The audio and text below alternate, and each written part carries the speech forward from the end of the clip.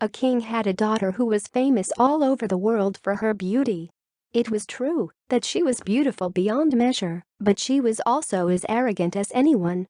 None of the suitors she considered worthy of her hand. No matter who asked her, they were all rejected, and some evil word or mocking nickname was added to the bargain. The old king forgave everything to his only daughter, but he ordered a great festival to be held, and all the young men who had not yet lost hope of pleasing the princess and winning her favor to be called together from distant lands and neighboring towns. Quite a few suitors gathered. They were arranged in a row, one after the other, according to the seniority of the family and the amount of income. First there were kings and crown princes, then dukes, then princes, counts. After this, the king's daughter was led along the row so that she could look at the suitors and choose for her husband the one who would most please her. But this time too, the king's daughter did not like anyone. One groom seemed too fat for her. A beer barrel. No, she said. The other was lanky and long-nosed, like a crane in a swamp. Cranes or long legs will not find the way. The road. The third one wasn't tall enough. You can't see it from the ground. I'm afraid to trample it. She found the fourth too pale. The sixth is not slim enough. Fresh wood. Dried behind the stove. It was raw, it became dry, it was straight, it became crooked. In short, everyone got the nuts. But for some reason, the young king had the worst. There didn't seem to be anything funny about him. Any girl would have liked it, but not our princess. She saw, you see, that his beard was sharper than it should be, and that it stuck out too far. And that was enough to make fun of him. Oh! She exclaimed, and laughed. Look at this. And as there are many people in the world who would laugh at a neighbor, the word was immediately taken up, and no one, since then, has called the young king anything but King Thrushbeard. But all fun comes to an end when the old king, the father of the beautiful princess, saw that his daughter did not think of choosing a bridegroom at all, but only made fun of the people who came at his invitation. He was very angry and swore with his head and crown that he would marry her to the first beggar who knocked at the gate. 2 days passed. And now, under the windows of the palace, the strings rattled, and a wandering musician began to sing his song. The singing was worth the music, and the song was one of those that are sung not for fun, but only to soften the audience and beg them for a few pennies or a piece of bread. But the king listened and sent his servants to fetch the musician. "Let him in. Let him come in here." "No," he said. A dirty, ragged beggar timidly entered the palace and sang before the king and the queen all that he knew and remembered. And then he bowed low and asked to be graciously rewarded, not so much for his skill as for his effort. The king said, "What's the job? That's the pay. I liked your singing so much, brother, that I decided to marry my own daughter to you." When the king's daughter heard these words, she fell on her knees before her father in horror, but the king did not even look at her. "It can't be helped." "No," he said. "I swore by my head and crown that I would give you up for the first beggar I saw, and I will keep my oath." No matter how much the king's daughter wept, no matter how much she begged, it was all in vain. She was and after the wedding the king said, "It is not proper for a beggar's wife to live in a royal palace. You can go with your husband on all 4 sides." The beggar musician, without saying a word, took his young wife by the hand and led her out of the gate. For the first time in her life, the princess left her father's palace on foot. She followed her husband down the stony. For a long time they trudged on through the plains and hills, along the roads, paths and paths.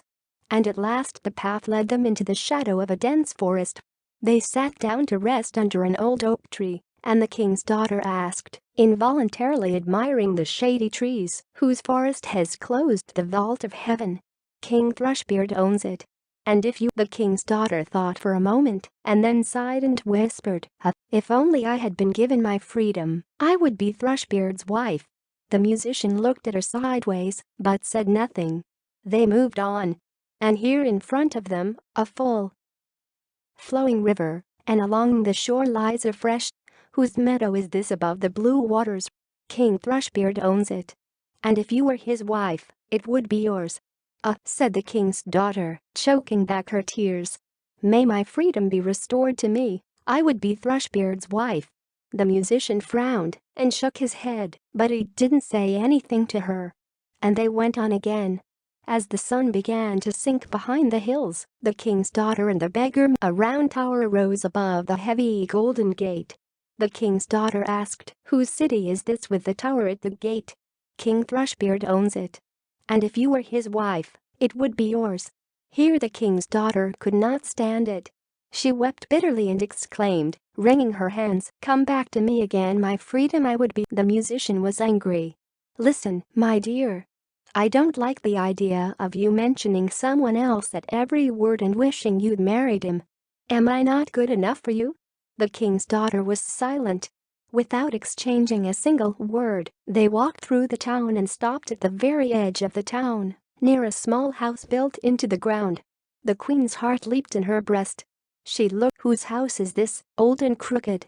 "It's mine and yours," the musician answered with pride, and opened the rickety door. "This is where you and I will live. Come in." She had to bend down to avoid hitting her head on the low lintel as she crossed the threshold. "Where are the servants?" "What is it?" "What servants?" the beggar replied. "You can do whatever you need. Here, light a fire, put on some water, and make me something to eat." But the king's daughter had no idea how to build a fire and cook, and the musician had to put his own hands to everything to make things go better. At last the meager supper was ready. They ate and lay down to rest. And the next day the beggar roused the poor king's daughter from her bed at the crack of dawn. "Get up, mistress, there is." So they lived for a couple of days, neither shaky nor sluggish, and little by little all the supplies of the poor musician came to an end. "Well, wife," he said, "a little of the pretty stuff. This idleness will not do us any good. You and I just go for a ride, and we don't earn anything. The profit from this is small, but at least the labor is not great." He went into the woods, cut some willows. The king's daughter began to weave baskets, but the stiff rods would not obey her. They did not want to bend or intertwine, and only scratched and bruised her white hands. "So? Yes," said her husband, looking at her work. "I see that this is not a case for such Belarusian girls as you. You'd better sit down and spin." She sat down at the spinning wheel, but the coarse thread cut into her delicate fingers, and the blood dripped from them as often as the tears from her eyes. "Pure punishment with you," said the husband. "Well, judge for yourself, what are you good for? Do you want to try selling pots and all sorts of clay?" "Oh," thought the princess, "what if someone from our kingdom comes to this city, comes to the square, and sees me sitting in the market selling pots? How they will laugh at me." But there was nothing to do. Either starve to death or agree to everything. And the king's daughter consented. At first, the trade went well. People were in great demand for pots from a beautiful merchant and paid her without haggling. Not only that, but others gave her money and new pots to boot. So they lived until every last cup and bowl was sold out.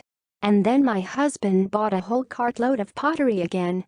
The king's daughter sat down in the market place, near the road, and arranged her wares about her, and suddenly, out of nowhere, a drunken hussar on a hot horse whirled around the corner and ran straight through the pots, leaving behind a cloud of dust and a pile of broken potsherds. The king's daughter burst into tears. "Oh, how I'll get it! What is it?" she said in fear, picking through the remains of the trampled dishes. What? She ran home and, crying, told him about her misfortune. "But who sits down with earthenware in the market at the edge of the roadway?" said the husband. "All right. Stop crying. I can see very well that you are not fit for any decent work.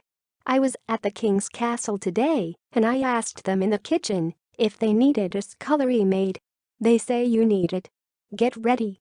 I'll take you to the castle." So the beautiful princess became a scullery maid. She was now on the cook's errands and doing the most menial work.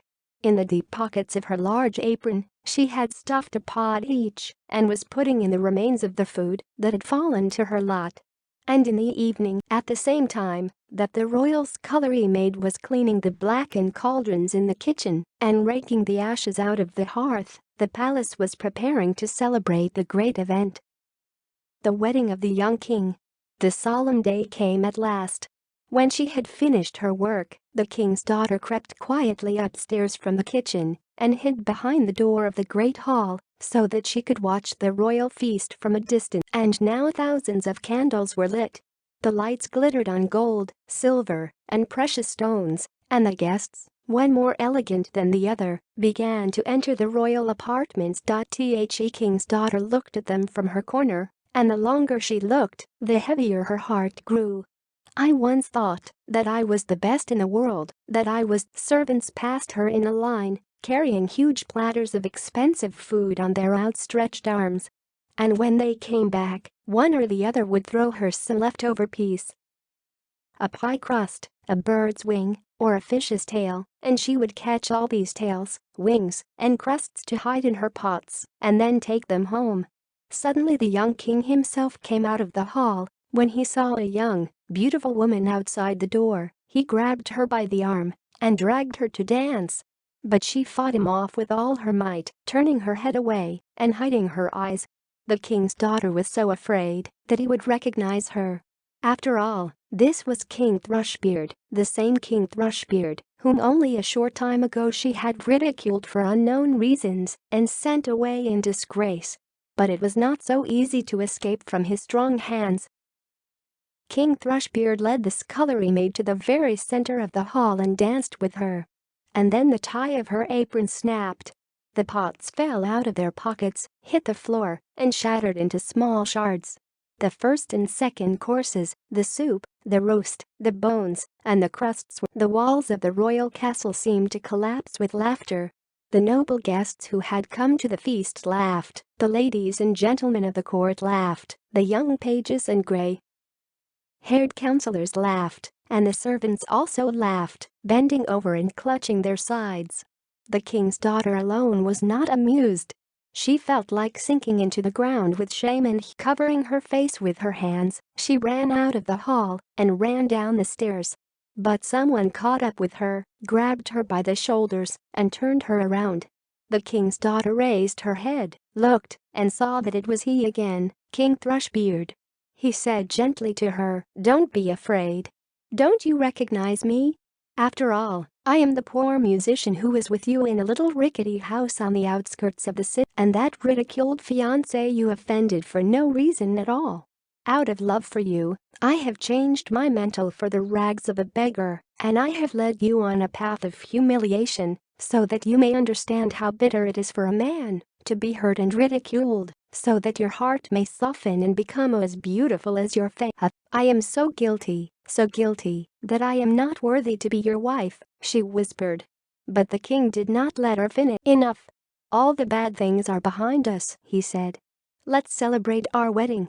The ladies of the court dressed the young princess in a dress embroidered with diamonds and pearls and led her to the largest and most magnificent hall of the palace, where she was waiting for the noble guests, and among them the old king, her father. Everyone congratulated the young people and endlessly wished them happiness and harmony. Then the real fun began. "I just wish you and I